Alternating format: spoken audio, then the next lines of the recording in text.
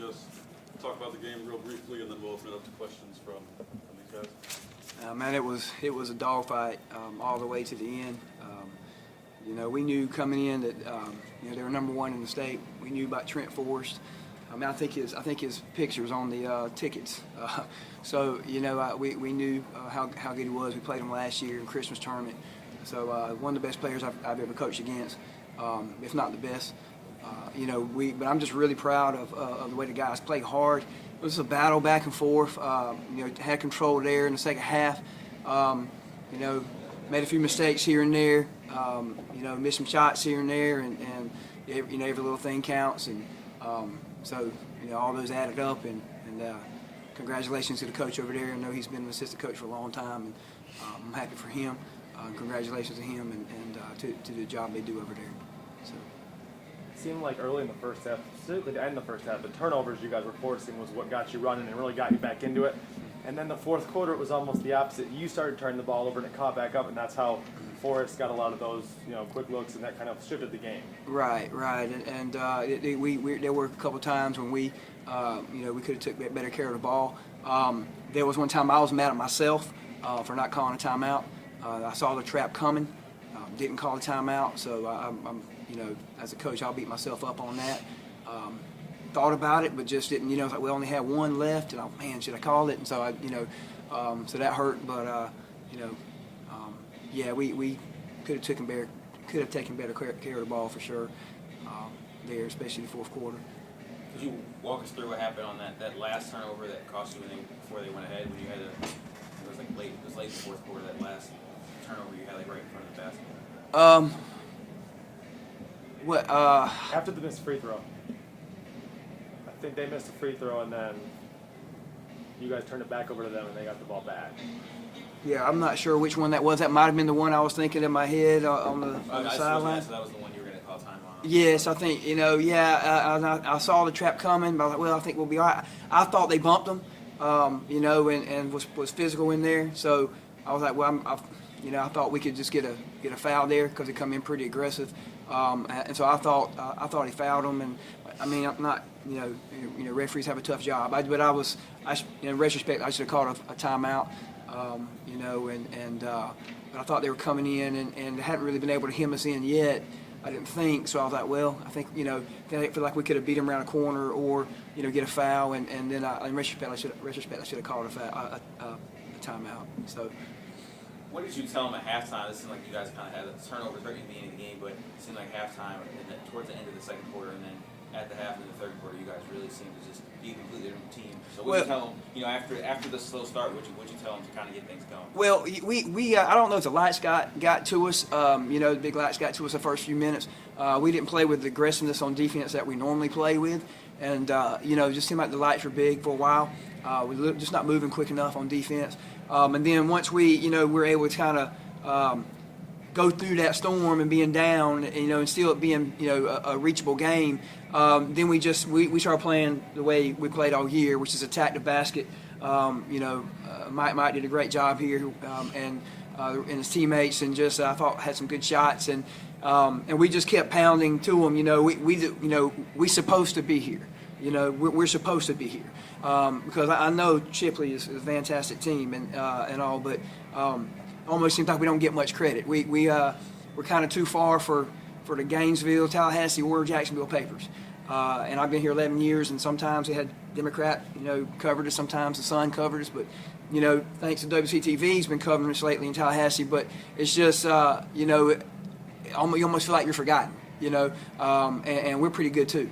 And we play a tough schedule, and all games that we lost to were the big teams, and close, winnable games, every single one of them. I just didn't feel like we got the respect that we deserved, and so we just kept, it wasn't David and Goliath in our minds. We felt like we were better than them, and we felt we wanted to go out there, and that's why we kept, when we made that run. In the second quarter, we just kept pounding it to them and yelling at them. We're supposed to be here, and it seemed like the guys really took off, and so it's a tough one. Mike, this one's for you. What are your reactions playing through a game like this? Just how you feeling after playing a game like this? I mean, it's tough. It's a tough loss. It really hurts. All the work we put in, to get her because we just fell short. It was in arm's reach, but just didn't have enough. You feel like anything you could have done differently on the court? You feel like you gave it your all? Well, I felt like, I could have passed the ball on that chop, but instead I tried to get a foul. It didn't work out. Made a turnover, and they got it and scored. Put them up by 3. What have you learned so far from just this one game? From just the big arena, the big lights? I learned that it's a big stage coming here, but you just got to stay calm. I had the nervous buzz coming in, but we went in the halftime, coach and talked to us. We supposed to be here. That really got it out in the system. Just like when you come in here, just stay calm, play your game. It's a big stage out there. Can't be selfish. You got to play as a team. This is for either of you. Put this season into perspective.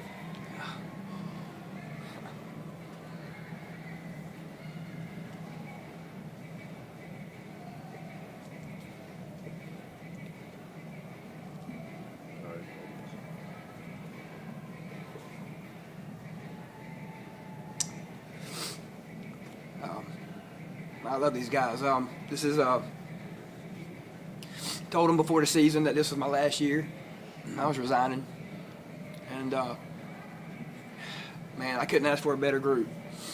All right, had this guy a couple years. He had a chance to go to state twice. It's been incredible. I couldn't ask for a better way to go out. Of course, maybe winning today and tomorrow might have been a little bit better, but I just have a great bunch of guys, man. They work hard in the classroom. They had good GPAs. Stay out of trouble. They do everything we ask them to do. I think I've been here 11 years. I think it's the hardest working team I've had. They just go to work from the get-go, and I had some sand that I went out and got from the sand pit from the long jump. We were working in that at the beginning of the year, and just kind of remind them, and this has been our grind right here, and it, in the past we wouldn't practice on Fridays, so we didn't have an activity bus. We practiced Fridays this year. I think we missed one. It's just they work so hard, and for the team to be like so obedient. That's a bad word. I don't really like that word, but they pretty disciplined as far as like doing what we asked them to do, and practice, no playing. Very little playing around. They go to work every day, and I couldn't ask for a better experience. I have a former player of mine, Malcolm Pollock's my assistant. Couldn't be more proud of a person because of the young man he is, and I'm really hoping he gets the job. That's a little plug. All right, I hope he gets it. I recommend Malcolm Pollock. All right, get that on there, okay? To take over for me. He's already a terrific coach. Guys love him. Guys respect him. They work hard for him.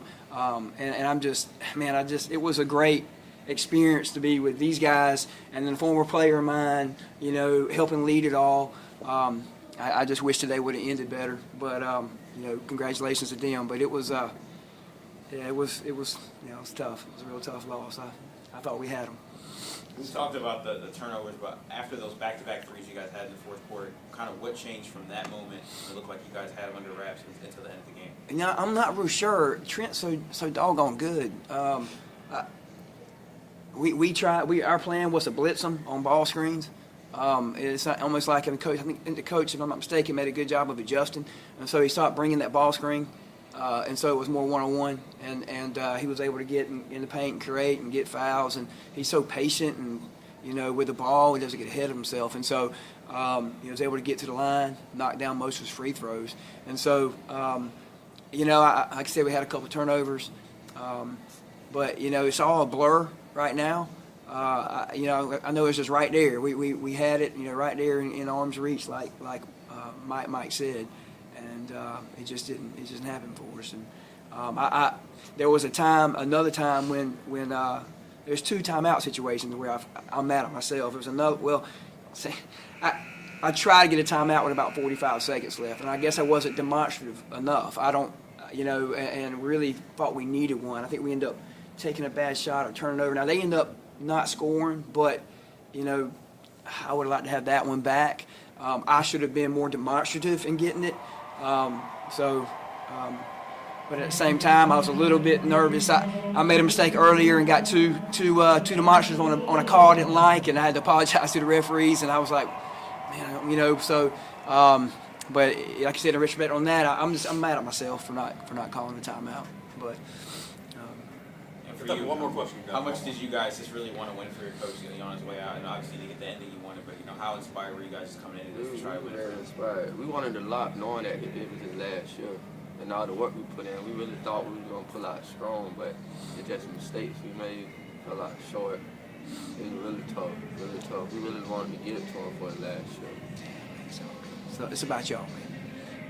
I appreciate it. Thank you so much. I'm glad you brought up Malcolm. Actually, he went